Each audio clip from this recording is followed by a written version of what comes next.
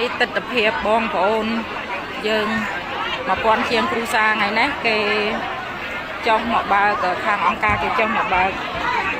សម្ភារៈប្រើប្រាស់ហើយនឹងកញ្ចប់ថវិកាខ្លះប៉ុន្តែមិនដឹងជាប្រមាណទេព្រោះមួយខែហើយដែលមកស្នាក់នៅនេះហ្នឹងគាត់ទៅតែទទួលបានជាលើកទី1ទេអញ្ចឹងច្រើនទាំងអស់ទាំង1000ជាងគ្រូសាគឺបានទាំងអស់អនុសម្ភារៈប្រើប្រាស់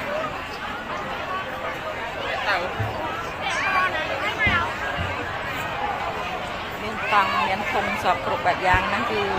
សម្ភារៈប្រើប្រាស់សម្រាប់ចែកឲ្យបងប្អូនជនភៀសសិកយើងនៅខាងច្រកបឹងប្រគួនអញ្ចឹងនេះកញ្ចប់ថវិកាជាលើកទី1ហើយប៉ុន្តែតាមឮថាបានដូចជា$60ក្នុងមួយគ្រួសារអញ្ចឹងមួយខែជាងនេះតែទទួលបាន$60នឹងឯង